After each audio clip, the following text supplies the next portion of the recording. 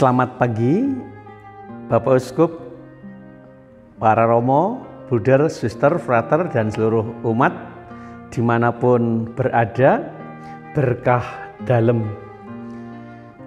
Pagi ini saya ingin mengajak Bapak Ibu Saudaraku yang terkasih, mengawali hari ini kita akan membaca dan merenungkan sabda Tuhan yang semoga dapat menjadi penyerta kita semua untuk hidup, aktivitas, dan karya kita di hari ini.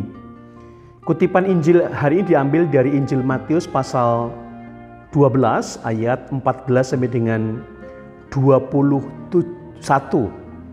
Kalau kita membaca di dalam Injil, diberi judul Yesus Hamba Tuhan.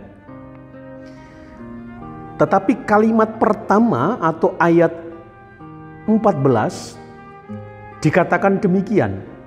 Kemudian orang-orang Farisi dan ahli Taurat bersekongkol untuk membunuh dia atau membunuh Yesus. Mengapa? Teks sebelumnya dikisahkan Yesus itu menyembuhkan orang pada hari Sabat. Mereka menyangka bahwa Tuhan itu melanggar aturan-aturan adat istiadat Yahudi, termasuk hari Sabat yang sungguh dipegang erat-erat oleh para Farisi dan ahli Taurat. Tetapi apa reaksi Tuhan ketika mereka akan membunuh dan mencari Tuhan? Maka Tuhan menyingkir ke tempat yang lain agar tidak terjadi konfrontasi, dan ia tetap melanjutkan karyanya, mewartakan Injil, mewartakan kabar gembira, dan juga menyembuhkan dan membuat aneka macam mukjizat yang membantu orang untuk bisa menghayati hidupnya dengan baik. Yang sakit menjadi sembuh, dan banyak orang yang menderita dan kemudian tertolong. Bapak Ibu, para romo, saudara-saudara, saudaraku yang terkasih, inilah seorang hamba Tuhan, seorang hamba yang baik. Hamba tidak akan pernah berani berkonfrontasi dengan tuannya. Hamba tidak akan pernah mencari masalah dan soal. Tetapi seorang hamba siap untuk dinilai. Bahkan seorang hamba, tanda kutip, siap untuk dihakimi. Tetapi itu tidak menyurutkan langkah Tuhan untuk mewartakan kebaikan, untuk mewartakan suara kebenaran, dan juga mewartakan karya-karya keselamatan yang membantu banyak orang. Buktinya, banyak orang tetap mengikutinya, banyak orang tetap ingin dekat dengannya, dan banyak orang selalu mengharapkan karya-karya baiknya. Walaupun Tuhan berpesan kepada mereka, jangan sekali-sekali menceritakan apa yang telah mereka alami. Bukan pertama-tama Yesus takut kepada ancaman orang Farisi, ahli Taurat. Tetapi Tuhan ingin menunjukkan yang terpenting adalah banyak umat merasakan karya kebaikannya. Tidak harus diumumkan, tidak harus ditunjuk-tunjukkan kepada orang lain.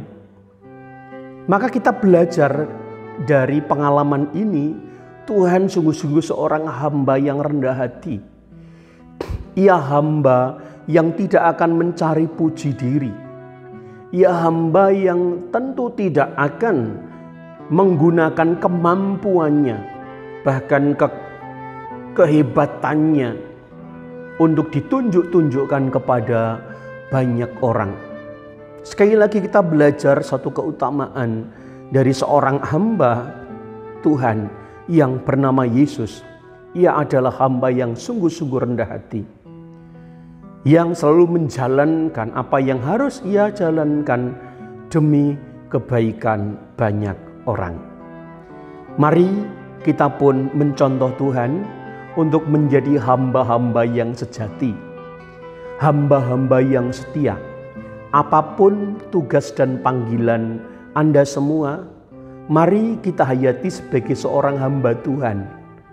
Anda yang bekerja di lingkungan sekolah, entah sebagai pendidik, jadilah hamba bagi murid-murid yang Anda layani. Memberikan perhatian, persiapan, dan juga memberikan contoh ketekunan dan kedisiplinan. Anda sebagai orang tua jadilah hamba yang baik bagi anak-anak. Anugerah Tuhan, mereka harus dilayani, harus diperhatikan. Jadilah hamba yang baik di mana Anda bekerja, entah di kantor maupun di tempat-tempat yang lainnya. Yang terpenting adalah melaksanakan tugas dan kewajiban kita dengan sepenuh hati, bukan untuk mencari puji diri, tetapi sebagai aktualisasi kita sebagai seorang hamba yang tetap taat dan setia, tekun dan setia menjalankan tugas dan karya kebaikan.